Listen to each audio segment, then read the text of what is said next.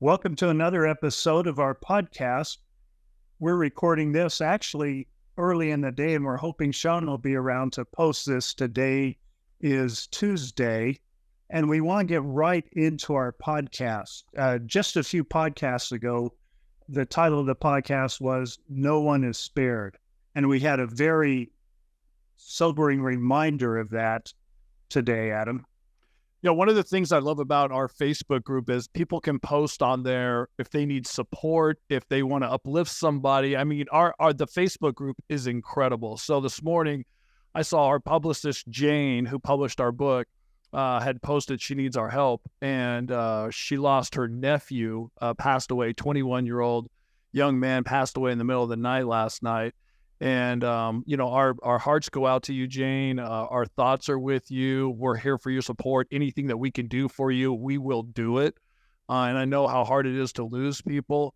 So with that being said, I know a lot of people in the Facebook group are also sending out their love to you, Jane, and help. And one of the great things about our Facebook group is such a great community is that we all feel comfortable with sharing personal things like that with each other, because we know there's so much, we all have been through something. And so we all understand and we're all there for your support. So once again, Jane, we're so sorry to hear that. I know you're struggling with it, and anything that we can do for you, please let us know. Lots of love with that. Yeah, lots of love. And a good lead into our guest. Y'all notice we have a guest on here, and Adam and I have long talked about having a spotlight of our optimists, and Charlene is one of our optimists. And she came in the Facebook group a couple weeks ago, shared her story, which was tragic. And then a couple days ago, she shared a little bit more about herself. So let me show you this before I turn the time over to her. I want to show you what she posted. For those of you that aren't in the Facebook group, feel free to join us, of course. But this is Charlene with her 3 beautiful girls. They live in Tennessee. Those of you in the Facebook group have probably seen this, but you can see that post.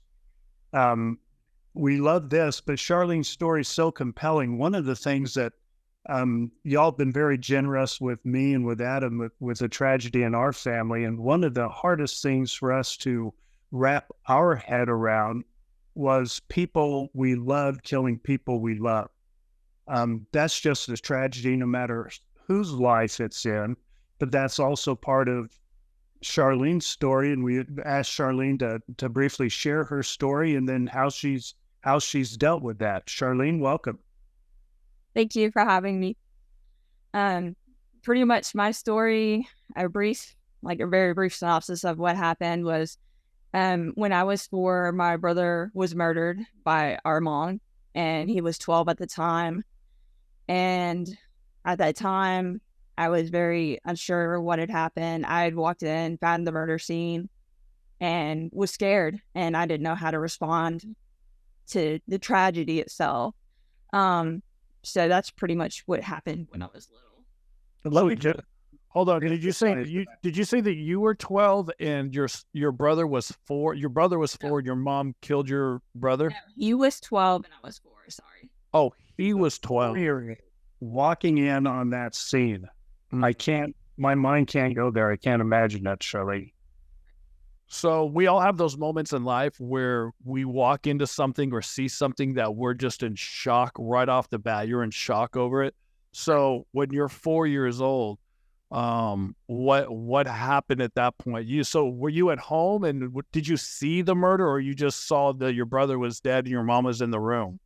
Right. No, what had happened pretty much is I went upstairs because it was the middle of the day. It was July 13th in New Orleans. So it was a very hot day, middle of the day. I guess one of his friends came over to play, according to what the news articles have said. Either way, I was like, my brother's not awake. I was an annoying little sister, wanted to wake up my brother, ran upstairs, pulled the pillow off his head, and realized he had been smothered.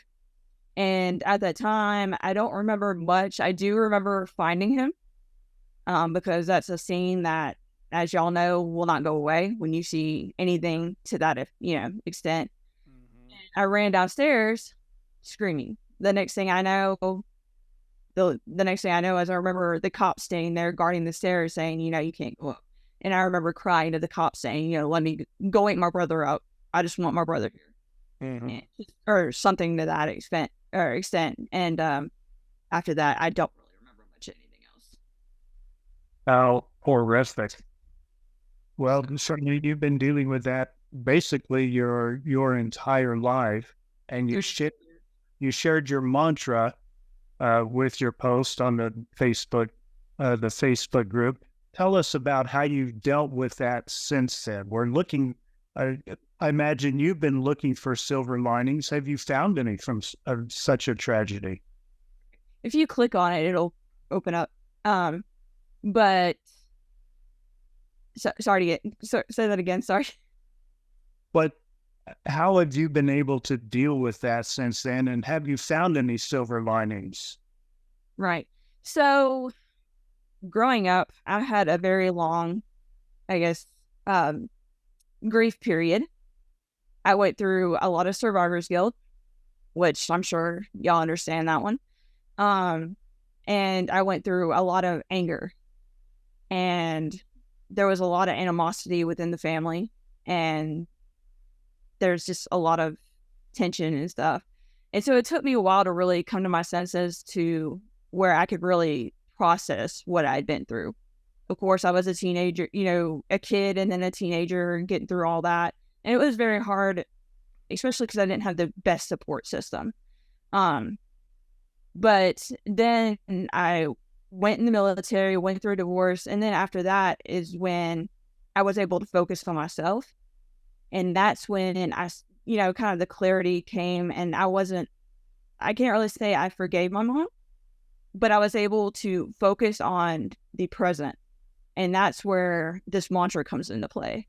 I realized, no matter what happened in the past, I can't go back and change it. So I have to focus on today, and I have to focus on myself and the kids, and to remember my brother by living my life to the fullest, because I'm living my life not just for me, but for him as well. And so that's where I'm kind of at today. Yes, I still have like a roller coaster of grief where like some days it's really bad. Some days, I'm happy and, living carefree, but yet every day I'm reminded of what I went through and how far I came to where I'm at now. And so that's pretty much where I'm at. And, I just, like I said, I'm just living my life for my brother right now, because he never got the chance to live. He was only 12. So I got a couple of questions. One is, you mentioned something that you said you were going down this pattern, and then you said, I got to focus on myself. And we hear this a lot with people who like are divorced, for instance. You're divorced and you're like, I'm not going to date because I really need to focus on myself and figure out who I am and how do I better myself so when I go in my next relationship, I can be a better person, those kinds of things. So when you said you got to focus on yourself, what kind of things did you do to focus on yourself, to improve yourself, or to get out of that one frame of mind that you had and get into the frame of mind is like, I got to start living in the present? Well, that was kind of a journey in itself. So, honestly, I, went through a pretty bad divorce right before that happened, a really bad separation, a lot of pain and stuff. And I was already still dealing with the suppressed pain pretty much from all my childhood. So there was all kinds of pain and anger and stuff that just all came together at once. So I went into a really deep depression after I separated. And I ended up back in therapy. And luckily, I came to have a great psychologist who has helped me through a lot of it. But in the process of working through the pain, the anger from both, my childhood plus my separation, I, how do I put this?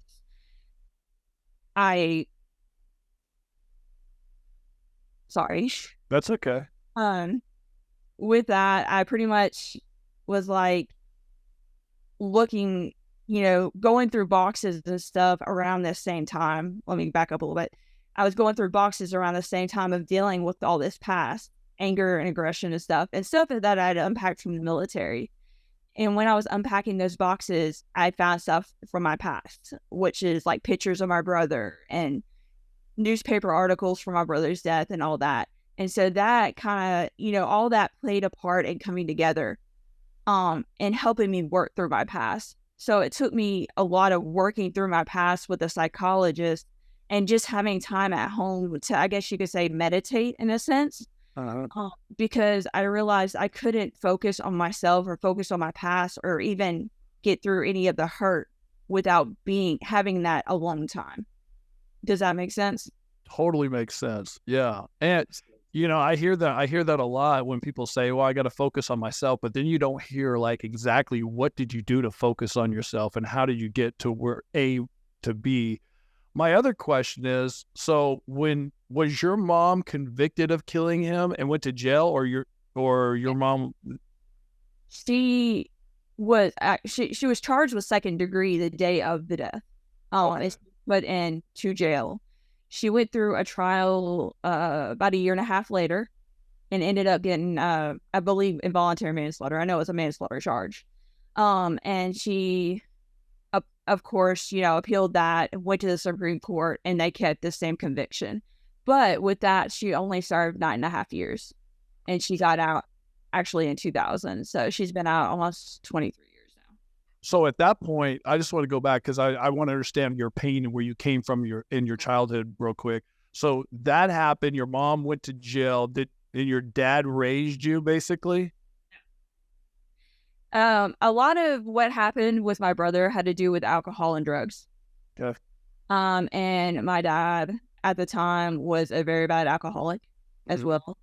And so he was not really in the picture at the time.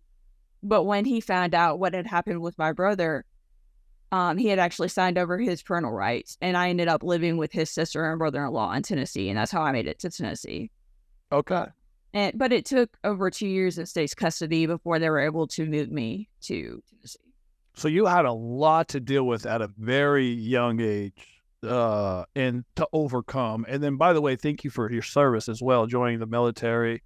That's another great thing. I heard, Rex has been in the military. I've heard a lot of great things about people who go to the military and learn different things, and it helps with stuff. But it's an incredible story. I mean, I always think about my family situation, and people always feel sorry for me. And I was like, I'm telling you, there's other people that, it's not just me. There's other people that deal with these tragedy stories.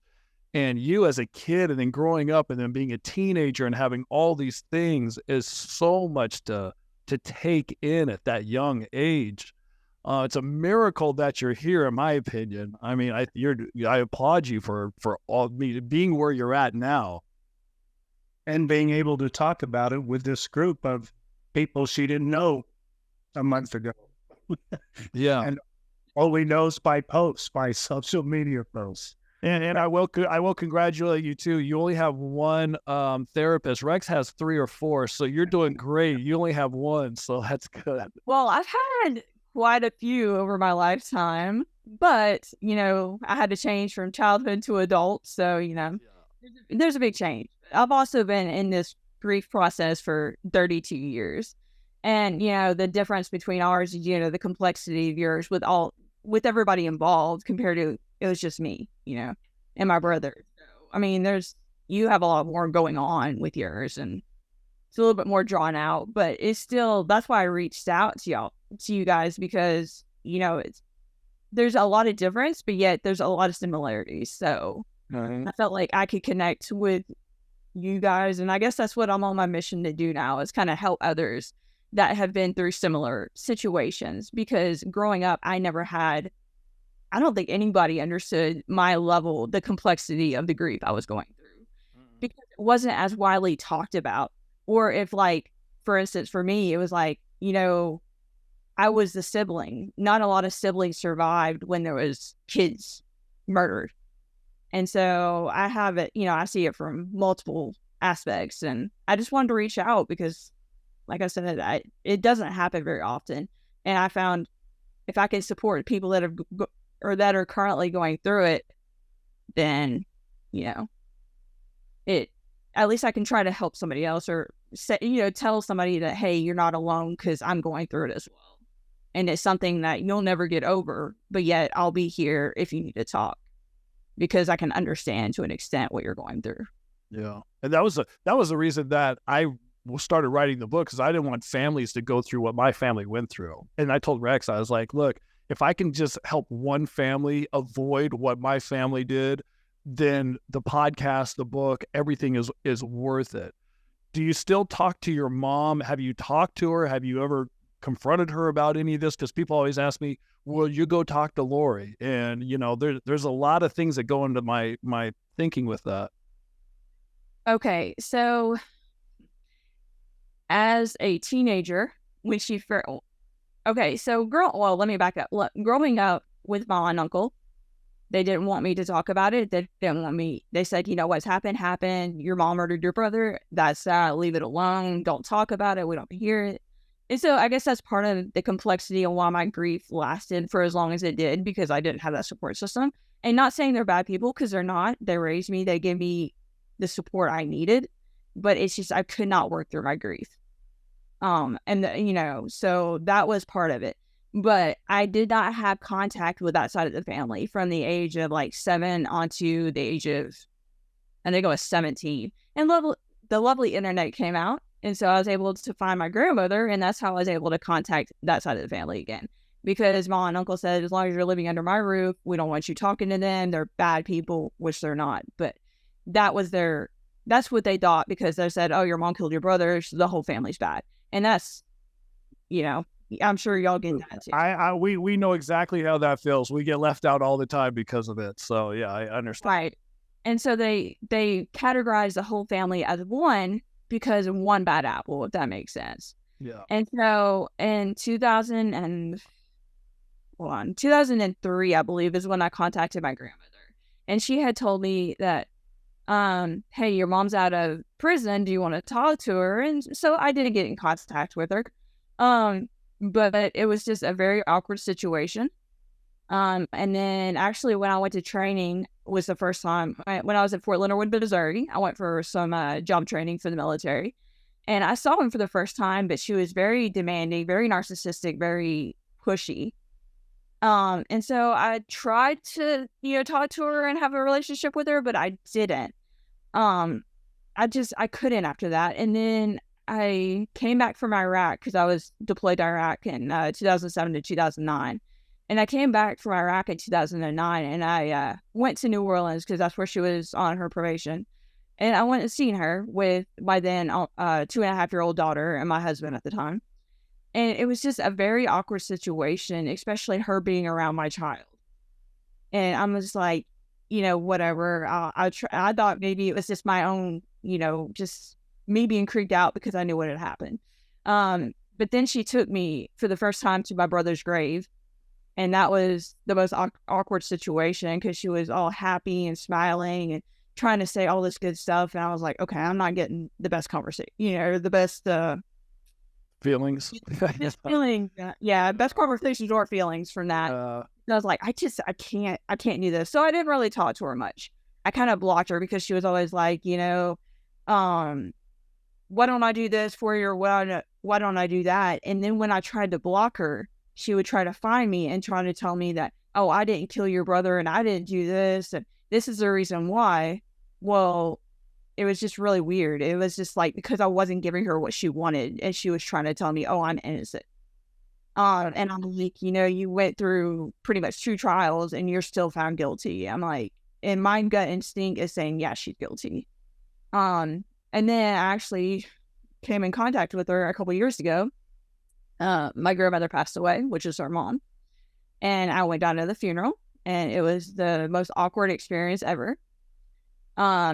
It was a Catholic funeral, and I know y'all are religious, but it was a Catholic funeral, and we were all dressed up really nice, and she came in jeans and a t-shirt that said Lucky, because it was on St. Patrick's Day. And I'm just like, you're in a Catholic church, you grew up Catholic, why are you going to be dressed? Yeah, I mean, she had the means for clothes and stuff like that, and so I just kind of really felt awkward. And so, it was just weird. And then after we had a family meal, and she pretty much told us, me and my cousin and a few other people that were at the table, she was pretty much just talking about my brother and I, and we're here for her mom. And I'm like, why don't you talk about grandma's stories? We try to redirect the situation, but she got talking about me and my brother. And then the next day we were going over to my grandmother's house, and she was trying to say, she was taking pictures off the wall and stuff like that, and trying to give me some stuff. And that was my grandmother's, or that was, a picture. There was a picture of me and my brother that I wanted. And she pulled a picture of her and my brother off the wall and gave it to me. Said, here, do you want this? And I'm like, sure, whatever, just whatever. And then, so after a few minutes, my family walked around the corner where they couldn't, weren't right there, and she knew she had me. So she pretty much cornered me to try to tell me, oh, I'm innocent. I've got the paperwork downstairs. I'm going to go get it. And I just stood there because I was in like the fight or flight. Like I was in freeze. I could not move. I couldn't do anything. And I was like, this is just awkward, And then I finally told her, I was like, look, I can't. And I walked away crying. And that's the last time I talked to her. And that's probably the last time I will talk to her. I can't. She's very self-centered, very narcissistic. And I can't be around it. Charlene, that's wow. The tragedy just continued. And I love that while you're talking about it, we're all looking at your mantra, being reminded of how you dealt with it. That is just miraculous. It's miraculous you're here. It's miraculous you're able to share it. We're going to keep our promise to you. I know Charlene came to us on a very tight schedule, and we told her we'd get her out of here in time. Wait, what's more important than this podcast, Charlene? Where are you going? Where are you leaving us? I am actually in college right now. I'm going for clinical psychology with a minor in trauma resilience. Oh my gosh, look at you. That's amazing. I've got a couple more minutes if you need a couple more minutes. So. Well, no, thank you so much for joining us, because we could go on and on and on for quite some time. So you better not get started with allowing us more questions. Well, yeah, because I will go for an hour, and I will go for 3 hours asking questions, just because I'm curious about how everything went down. But first, thank you for having the courage to watch our podcast, and then also be part of our Facebook group, and then also make that post. That took a lot. So we want to thank you for that. But Rex and I both read that. I was like, can you believe there's more people that have things going on in their lives than just us? A lot of people have that. So for you to do that, and where you're at right now in your life with all the things that you've been through, I mean, you're a rock. So just remember that. And we're all family. I would love to do this. Next Thanksgiving, we should get everybody together and have one big Thanksgiving dinner with all the optimists. I think we should have an optimist Thanksgiving somewhere, and I think we all come together. I mean, give everybody big group hugs, because I think we all need them. Right, that would be amazing. I've never been out west, so I'd be glad to come out there. So yes, let's have it out west. I like the weather in Arizona. It's incredible here. Oh, I love warm weather, so yeah, I'd be up for it. Well, we'll let Charlene get to class, and we'll let Adam get started on planning this, because it's going to be quite an event. Are you kidding? I'm going right to Lindsay. I'm going right to Kimberly. I'm going letting all the optimists plan this. I just come up with the ideas. I'm terrible at follow through. No kidding. Thank you. Thank you, Charlie, for sharing with us. All right. Thank you. Have a wonderful evening. All right. You too. Bye. Okay, Adam, we have a couple other things we need to talk about, but in the last couple minutes here. First of all, I want to, we've always said when we make a mistake, we own up to it. We made a mistake the last live, just in the way we titled the live. The live was very enjoyable, but the title we put on it, looking back on it, it reminded me of clickbait a little bit. Oh. Because we said bombshell speculations. The bombshell, of course, being the news that of Audrey Baratiero's, what she had said apparently to someone, that Lori saw Joe Ryan's last breath. The mistake we made is we thought everyone would want to talk about it. And when we talked about it, and we said, y'all can go ahead and speculate, no one did. No one asked questions. No one got into that. We got crickets. We planned that, and then we got crickets. So, and maybe the way we led into it or didn't lead into it well, or maybe that people didn't want to talk about it. But I should have changed. We choose the title of the lives beforehand. I didn't think of it. So it went up, and one of the readers called us out very politely, very nicely, but called us out and said, that wasn't really speculating about the bombshell. You only talked about it 3 or 4 minutes, and you and I didn't have a lot of speculating with it. So we got that wrong, the title. I'll go in and change the title. Of course, too little, too late on that one. But if you are interested in talking more about it, let us know, because we're having another live this Friday. Adam, I don't think we've decided on the time. Let's decide right now so these people will know. This Friday, the day after Thanksgiving. What's a good time? I think I'm pretty open on Friday. Let's go early afternoon then, and give the Europeans a chance to not have to stay up late. Wait, do Europeans they don't get into Thanksgiving, do they? No, they don't have that. I was going to say.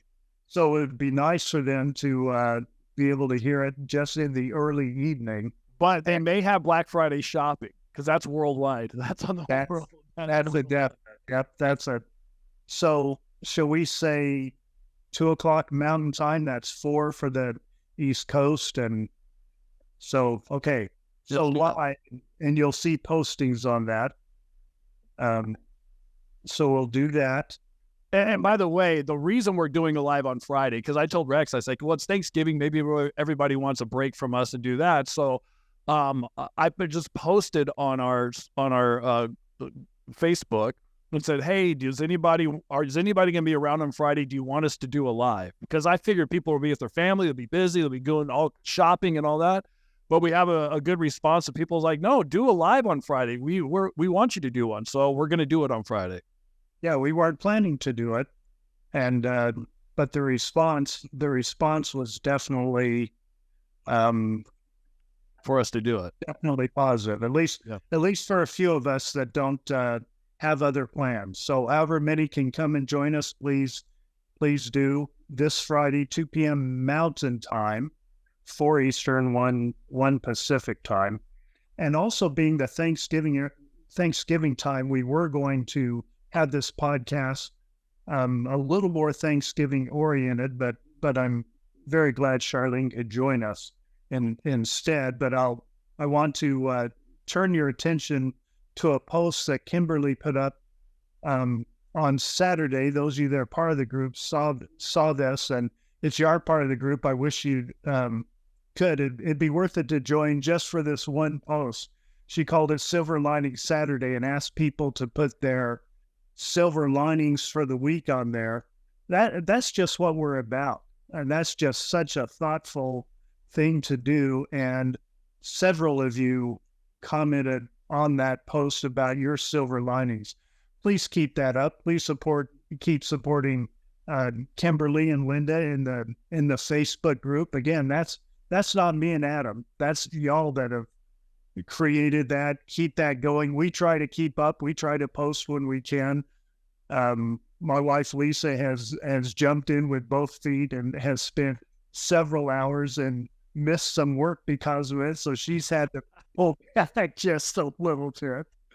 It does get addicting when you get on there. And by the way, it's called Tylee and JJ's Silver Lining Podcast Community.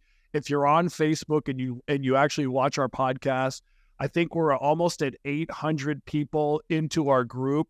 And the more, the merrier. I feel that, there's more support, there's more people, there's more positive posts, there's more of all those things. And I did get this. Lindsay is putting together a 12 days of Christmas for people to win presents and prizes during Christmas time. Rex and I just saw the list of things that our optimists are going to either win. And I really enjoy some of those prizes. So I think some of them are very cool. Some of them not as valuable as others. Some things from me and Adam. So yeah, we'll see. So one more announcement as we outro here. We're going to have another meet and greet in the Phoenix area. We're looking for a Barnes and Noble that will host us. But it will be either Friday, the 1st of December, or Saturday, the 2nd of December, there in the Phoenix area. So we'll have a book signing, a meet and greet, and do a live podcast. More details to follow. Adam, anything? That's that's 3 things in a row. So if you want to come to Phoenix and have vacation for that weekend, and you live somewhere else, is it next weekend? Yeah, pretty much 2 weeks or something, less than 2 weeks. Yeah, a week from this weekend, about 10 days. All right, make your plans. We'd love to see you and sign your book for you and do a live with you and let you ask questions. We love all those things. Thanks for joining us for this podcast. We'll see you live this Friday at 2 p.m. Mountain Time. Yeah.